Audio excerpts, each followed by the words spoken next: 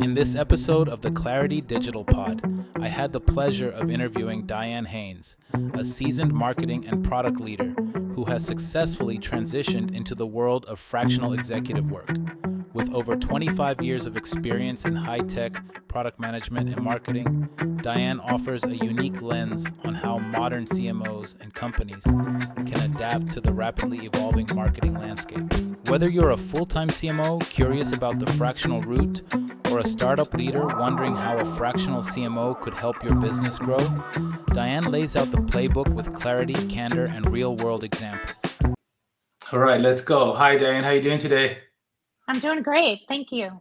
Thank you for your time. I appreciate you making time and effort to come to our podcast. You and I met, I believe, either on LinkedIn or another CMO group. Is that correct? Yes, that's right. And thanks for having me. Of course, yeah. If you don't mind introducing yourself for our audience, that would be wonderful. Sure. My name's Diane Haines. I'm a fractional chief marketing officer and chief product officer. I do both. Been doing that for about a year after over 25 years in high tech marketing, product management, product marketing. So I've been really fortunate to be doing fractional work for the last year, and it's been a great ride, really good journey, and hopefully I can share a couple of learnings along my way. That would be great. Yeah, I know fractional marketing leadership, fractional CMO is becoming more and more common with not only startups, but also more established companies where they have, let's say, someone who is into a role of CMO, but he or she doesn't necessarily have the modern marketing skills, or they sometimes a lot of companies they just need an outsider, or in many cases they don't even have a CMO. So if you don't mind talking about just the whole phenomenon of having a fractional CMO, why is it good? How does it impact? Why did you move to become a fractional CMO? That would be great. Super. Yeah, no, it's been a great journey for me. As I mentioned, I've been doing fractional work for the last year. My last company, I worked for an HR tech company that we grew from a small business to a larger business. And then we were lucky to be acquired. And then when I was deciding on my next gig, I decided, well, I've always wanted to do some other things, and I've always been too busy, frankly. Yeah. So I'm fortunate enough to be in the position to actually do some fractional work. And I've also been teaching graduate courses as well. So I've been able to pursue some passion projects. But I agree with you, Al. I mean, it's really interesting the types of clients that I'm having approach me. I've been really surprised at both small companies, made a lot of sense to me, couldn't afford to employ a full-time chief marketing officer, but needed that strategic thought. But also larger companies. I have several clients that are larger companies that have a head of marketing, for example, and that head of marketing, frankly, is just inundated with so many things and needs either one, in some situations, just needs a perspective that to bounce a sounding board, sort of like an executive mentor, and the executive team doesn't have another go-to-market or marketing leader who can provide that. Other situations, there might be a specific project. A great example is I work with a couple of my clients on how to integrate AI into their marketing team. This is new skill sets, new organization structures. It's really hard to tackle that while you're also flying the plane. So Right. re-engineering the plane is something that I've seen companies bringing people in who have experience to offer some added help. So I've definitely seen both small companies and large companies really take advantage of fractional CMOs that are out there. Yeah, I for one can say whenever I was in house, it felt like I had logically, if it makes sense that, hey, you're a full-time employee, you should have a lot of resources and time to do some really basic things. But I was always dragging to various meetings and, a bunch of different, putting together KPI reports, monthly reports and things like that. It felt like even when I was in house, outside help was always needed. Agency, vendor, consultant, freelancers, whatnot. And I think with all the trends that's happening, it's just practically impossible for in-house marketing staff, be it the leadership or the practitioners, to keep up. So having working with agencies, working with consultants, working with fractional marketing leaders, fractional CMOs, it just makes sense for almost everybody, unless you have a huge marketing team and you can send them to various conferences and training. In most cases, I think having consultants, marketing consultants, whether at the leadership level or at the implementation level, I think it just makes sense. This is great. So the challenge is, the next question comes that let's say if somebody wants to become, a full-time CMO is used to having a full-time job, getting paid every 2 weeks and time, how would they, but they want to try the fractional CMO route, what are some of the things that you recommend for them to do in terms of this? It's a different world, right? The way you acquire clients and all that good stuff. Yeah, I had some really good advice coming into this, so I feel like I feel a responsibility to pass it on. And so I had some time to plan. I stayed at my company after it was acquired for about 6 to 9 months, helping them lead their AI strategy. And during that time, I was able to spend some time with my executive coach, really focusing on, okay, what is the next best life look like? What does that look like? And so to deliberately plan. So there were a couple things that she really had me do that I think really was helpful. First, just like you do when you plan your career, you really need to sit down and decide what it is it looks like. Is it half-time? Is it full-time? Do you want to be able to travel? And so, or do you want to work in the office with these clients? I mean, there's all these decisions you need to make before you even talk to your first client, so you know what you want. And so she and I spent some time really going through that in terms of planning what percentage of time I wanted to work, what types of projects I wanted to work on, so that I knew when I should say no and when I should say yes. Because when you're in the heat of the moment, Alan, you and I are talking about a possible engagement, it's very difficult to say no. Right. And you get wrapped up. So knowing in advance what I really wanted and what I was interested in was really helpful for me. I also spent some time where they're really trying to explore various things like the operations of being a fractional. You brought up in terms of pay, right? Do I want to be paid hourly? Do I want retainers? Do I want project work? Because this is all very different. I basically have taken multiple different clients, each getting paid a different way, just to kind of experiment and see what I liked and didn't like. Because what happens with fractional work, if you get a client and you know what, I don't really like to have to keep track of all of my hours and keep track of that and submit it. Once that client is, that engagement's over, I can say I never want one like that again. So I really recommend trying a couple different things. I think that that way you know what you like or what you don't like, and how much administrative work you want to put into it or not. In terms of finding business, I think most people find, and I have definitely found this, that your first year or two out, especially if you've been in the industry or have networked a decent amount, your first year or two out, most of the response I've gotten is, thank goodness, Diane, you finally have time to help me out and aren't doing a full-time job. Yeah. But that wanes over time. After most people tell me it takes about a year to 3 years that you run through your network of people. And then you need to make a decision if you want to really do sales and business development to fill your roadmap of clients. So, it's one of those things that I think it's like anything. You always need to be doing the thing you don't have time for. So when you're working full time and really busy helping grow a business, you never have time for networking. You never have time for those events.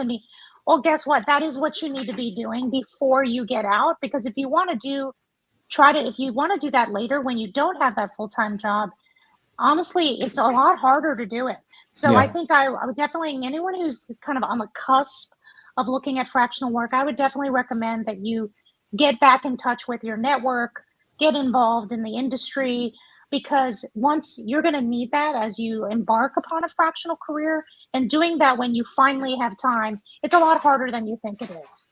So those are the things that I would say, experiment with different models, really think about the types of clients that you want and don't want, the type of engagements you do and don't want. So that way, when you're out and looking for business and talking with people, you don't get caught like a deer in the headlights and say yes to something that you really, really already knew that you didn't want to do.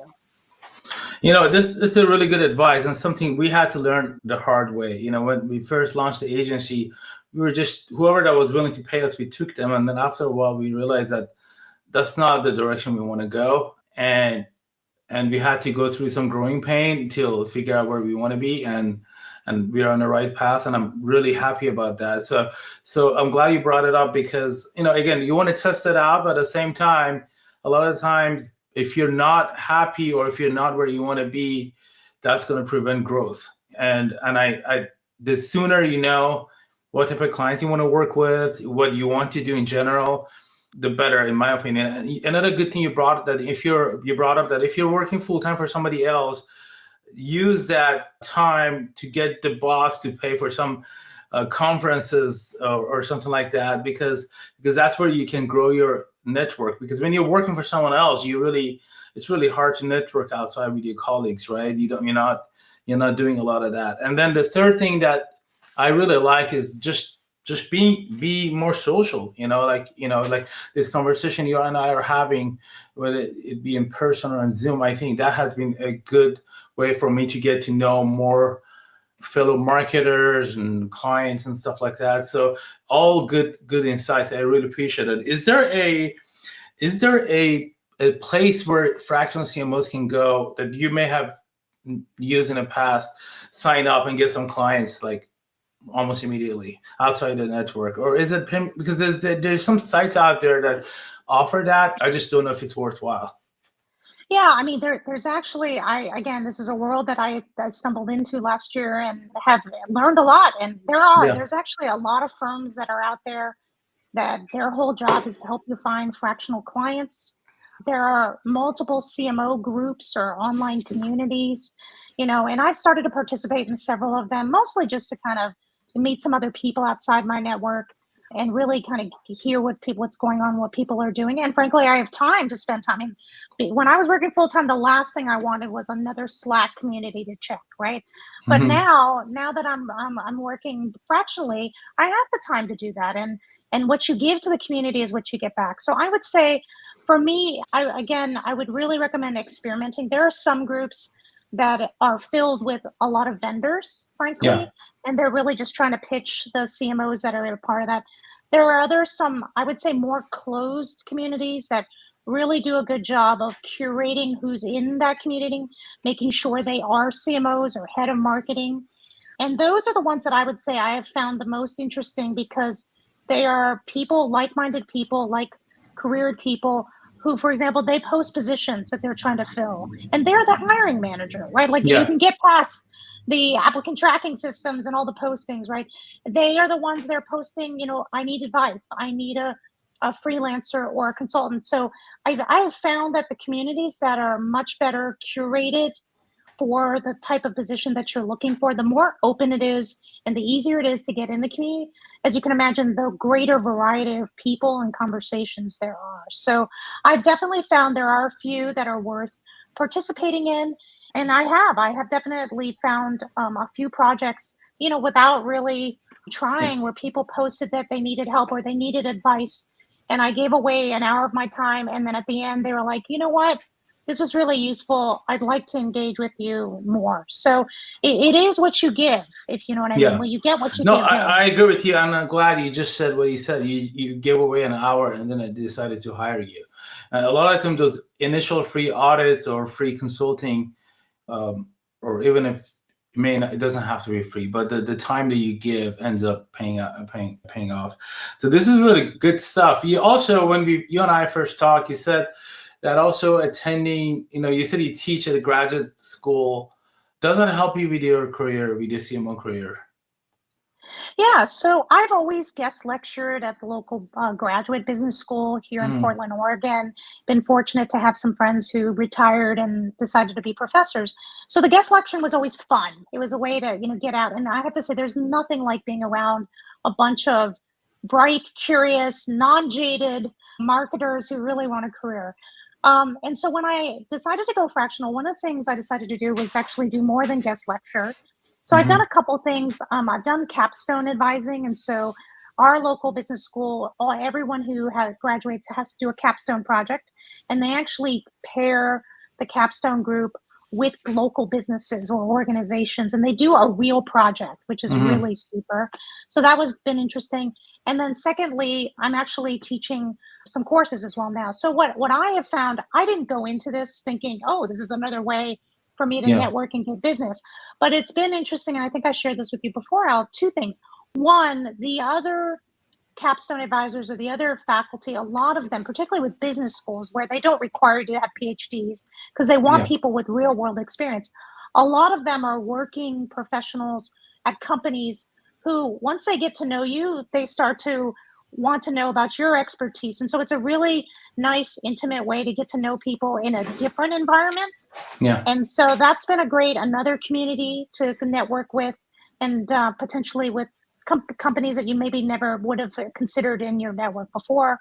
And Hmm. then also some of the clients that you end up meeting through the program, either because the students, most of the students are working adults, right? Like Yeah. nowadays in business school, most of them are. So there are companies, they work at companies that need fractional help, or the companies that are clients in some of these capstone projects, they are real companies and they need help as well. So it wasn't something I went into as a source of projects, but it's something that I have found has been yet another community that you can go into and either gather some contacts or network with for potential either partnerships or something as a potential client.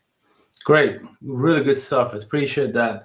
What are your takes on like thought leadership, like writing articles at various publications or speaking at events? Is that something you do? I know a lot of people do that, and it does help, in my opinion. But which events should I go to if your goal is really biz dev to get new clients? I personally have experimented with a lot of different conferences and trade shows, and I sometimes I just came back from HubSpot inbound conference. I wasn't speaking there or anything like that. I was just a VIP guest because we are a HubSpot partner. Um, I think that was a very fun conference, but I don't know if I came back. I wasn't there for biz dev, but it would have been great to pick up a client or two. Obviously, that didn't happen.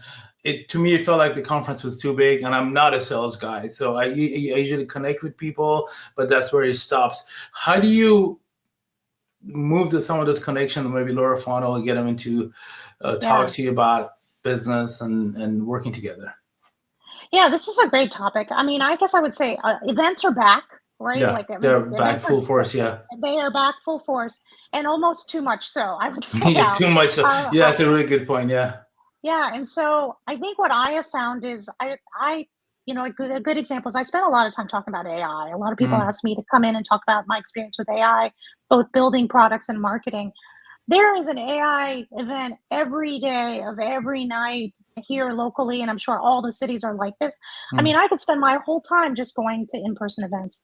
So I try to be pretty selective about what I go to. Yeah. Again, it depends on what you're trying to get out of it. There are a lot of events that it's about the type of people who are going, they're trying to learn, they're trying Mhm. to educate themselves. There are other ones that are more purposeful and that are more selective than the type of like they're looking for business leaders to be there. So Yeah. for me, I have found the ones that are most rewarding from a business potential standpoint are the ones that are really selecting business leaders to attend and they're not so much community events. So if I go to a community event, I'm going to get something out of it versus an event that might be more selective, then it's probably more of a networking event for me. So I personally try to balance not trying to go to every event that's out there. I Sure. try to select the ones where I think there are going to be people there that I might want to work with. Yeah. In terms of speaking, I would say that I think it's great to get out there both online as well as in person. I think the biggest piece of advice I have for someone is don't just do it for the sake of doing it. You need to have a Mm. voice. You have to Yeah. have a perspective. You have to have an opinion about something. It may not be something that everyone agrees with, but I really encourage don't just speak and find speaking engagements or podcasts just because you Yeah. want to or you think you should have to. It should be something that you're really interested in that you're passionate about. I know, Al, when you reached out to me, again, a lot of times people reach out about podcasts. This one was really intriguing to me because I've just started my CMO journey and I would love to have gotten other advice from other people who had done it. And so when you reached out to me, I was like, okay, this is something that I would have gotten something out of. So I want to do this. So I just, I would encourage people to really go do things, write articles, not because you have to, go speak, not because you think you should, but because you want to and you have a voice and there's something you want to talk about. It sounds pretty simple, but the reality is there's so much noise out there, Al, Yeah. that if you don't have a perspective or you don't have a passion around it, it really shows and it Yeah. kind of gets drowned out in the noise. No, I couldn't agree more. Early days of my career, I was one of those. I used to write articles in various publications, whatever, and there was a lot of noise, and I think that noise has amplified nowadays because of AI. It's a lot easier to create content, it's a lot easier to create videos, and it's very noisy. So finding your niche, your community, and your purpose, I think that's a really good advice. You brought up AI a lot, so let's just get to AI. What are your AI experiences, especially for marketing leadership? I noticed, I attend a few CMO groups myself. Some are very AI savvy and some are not so much. So like where do you stand? And in terms of just AI solutions and services and consulting, what do you generally consult? What do you usually offer when it comes to AI? Sure. So first, I'm a self-proclaimed AI optimist, so I Mm. have to kind of just share that. So I believe that it can really help us. I don't think it cures everything, Mm-hmm. but I think AI is something like a tool. I mean, I remember having to do research about our competitors and having to call the company and ask them to send us their mail, direct mail, so that I could get on their mailing list so we could find out what they were doing. That dates me. That tells you how old I am, right? But AI has made it so much easier to do competitive research. So I feel like as a tool, it's a great research tool. Content, as you described, it's so easy to write content now. Mm-hmm. But again, I don't think any of this can happen without some human accompaniment. So a great example is please do not use generative AI to write your content and just slap it on your website or Yes. on, because it sounds like AI has written it. Yeah. And again, I would definitely, and I use it too. Use it to start a draft, to do your research, to get you started, give you ideas, but then still have a voice, in your Mm-hmm. content. Still make sure you check it.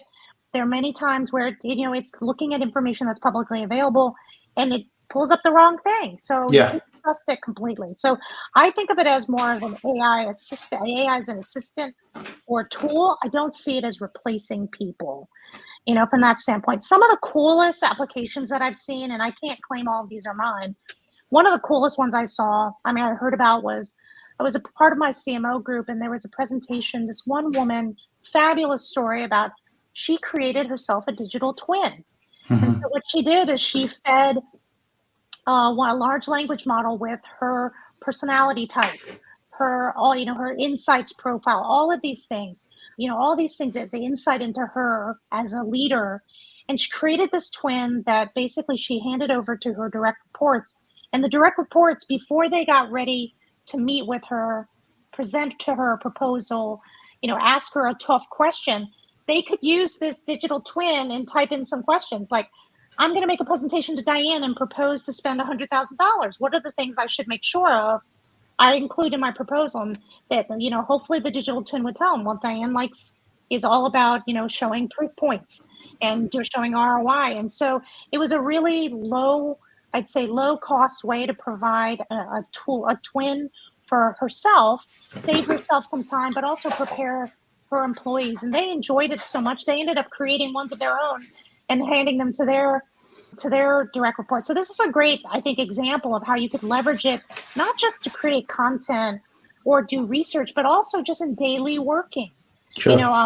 I have a couple of friends who I work with, and we also did this too. We built a large language model, fed all of our CEOs content into it, speeches he had given, things like that, and then let it adopt his voice, and then let it create some of the first drafts for Yeah. them because it's really hard for folks to write from scratch. And so or put your brand guideline into the LLM so that it can check things that have been written to make sure that your content meets those brand guidelines, right? Let Yeah. the LLM do that. So I think there's some really great examples in marketing in particular where using AIs could be really helpful as long as you've done it as long as you've done some work to make sure that it fits what you need and that you check it and that, you're not trusting it to do everything. I had one company who was telling me they were feeding a job description into an LLM and then feeding 500 resumes and letting the LLM choose which one was the best Oh my God. candidates for the job. And I'm like, that's great. That's a great way to initially screen,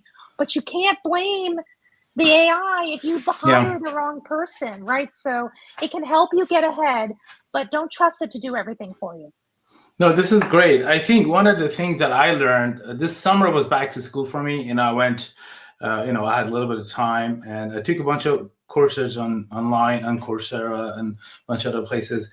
And I like to learn things academically while I'm doing it, and just taking the fundamentals of LLMs in the large language models was very helpful for me, like how they work, and then taking some courses on agentic AI and custom GPTs and custom projects, different LLMs, they call it different things. That all helped me to figure out where I should be able to use AI and where I should not, and very much aligned with what you're saying. Use it to help with your automation, use it to help with your research, rough draft. Even we use vibe coding a lot to create like concept for landing pages and stuff like that. Well, we still pass it to our programmers to code it. We're not going to rely on the code that's provided to us by Claude, but we use, it's a lot easier to tell Claude, hey, this is the landing page I want. This is, it's like basically we are bypassing the UI, UX wireframing and we're going straight to the programmer. So it's really helping us a lot from that sense, but we're not using, a lot of people say, oh, you can use Claude to just create websites. I'm like, yeah, maybe, but I don't know if that's what I want to do. I have to worry about code efficiency. I have to worry about privacy and security. Is the code secure? Is it going to get hacked? I'd rather work with the programmers, but it's a good prototype. And it's interesting enough that I was on a webinar and this head of product at Microsoft said they do exactly the same thing. They're using LLMs. He referred to Copilot a lot as to create prototypes. And it's fascinating world, and I am pretty much I'm not a pessimist when it comes to AI. But I do say that it is, and it has taken over a lot of jobs. Like I just give you an example, we're less likely to engage with a UI designer unless it's a special type of project. We bypass that person, we go straight to programmers because now we have AI. So I think marketers need to start thinking about shifting. You don't necessarily, you have to apply your skills in something else now. If you were a content writer before, now you have to become a content strategist and editor. You don't really want to spend 4 hours writing a 500-word blog post, which AI can do really quickly. But if you know how to prompt it and how to do the research, and like you said, teach AI your tone of voice, and then it can produce a content that's closer to your style of writing, and you still have to edit it, right? So, and it's really fascinating, and it's changing. There's also a little bit of, like you mentioned earlier about all these conferences happening all the time. There's a little bit of overhyping going on with AI, and I just have to warn. What I usually do is when I talk to clients, I'm like, try to focus on your problems and let's try to see if we can use AI to solve it. Don't just say, hey, let's use AI for this, AI for that.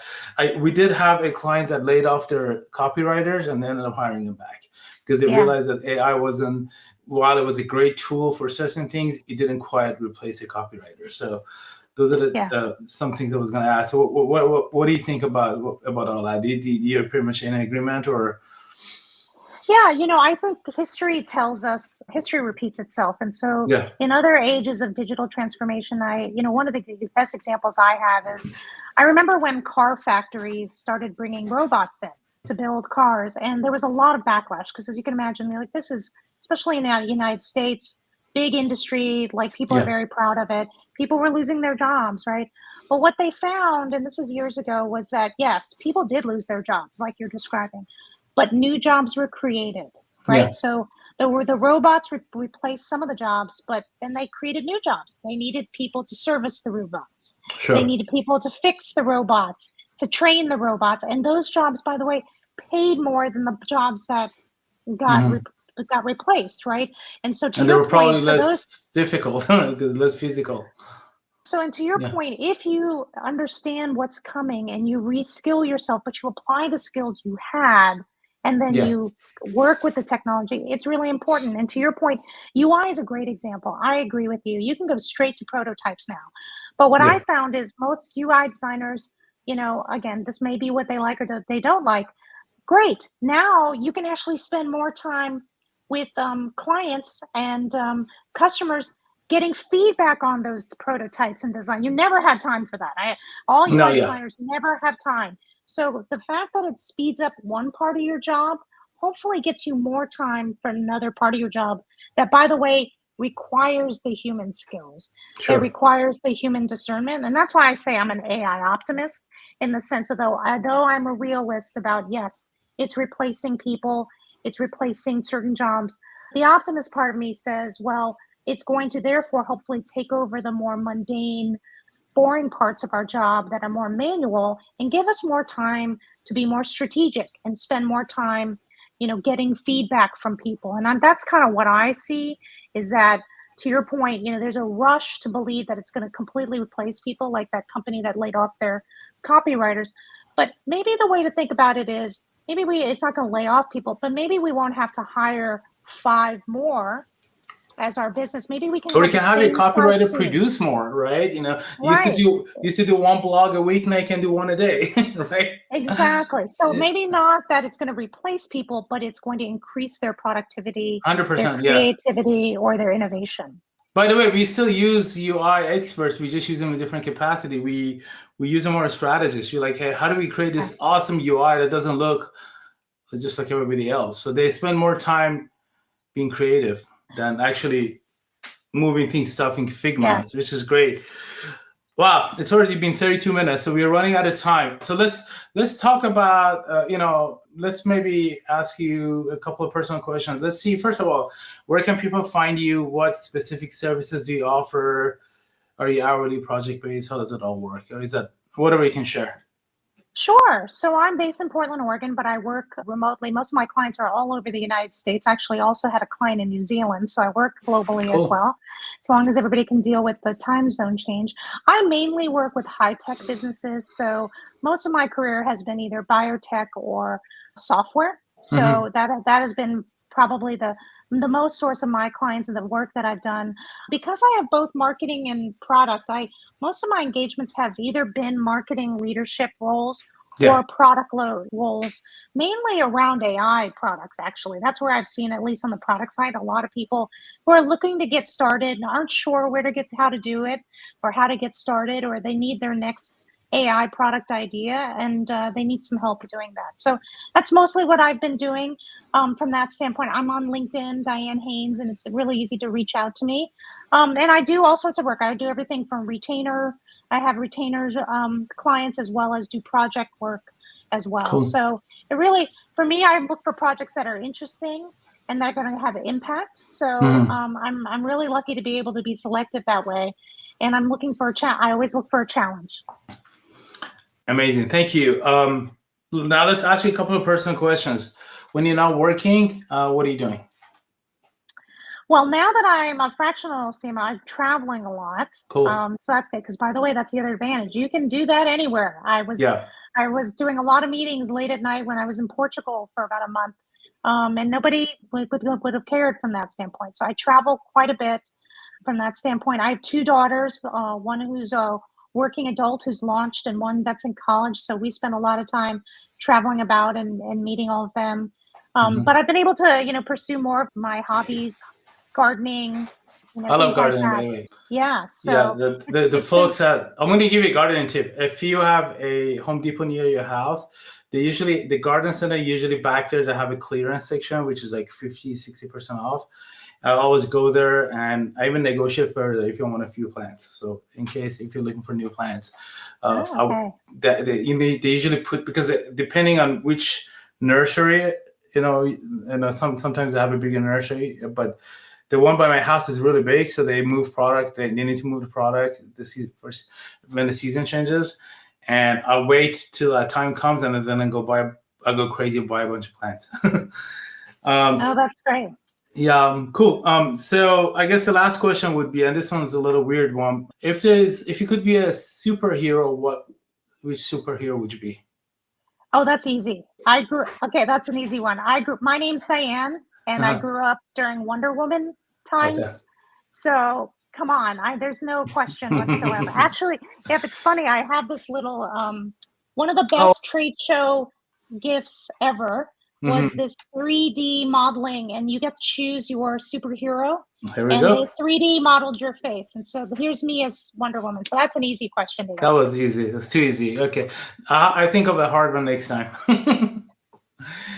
It's been a pleasure. Thank you so much. I hope to have you again in future. Maybe we can talk about different topics specifically, or maybe more AI. I really appreciate your time. Do you have any questions for me, or are we good? No, that's great. That I really Awesome. enjoyed being and meeting you and having a conversation. Cool. I'm going to stop if you don't mind hanging up. Thank you so much. Have a good one.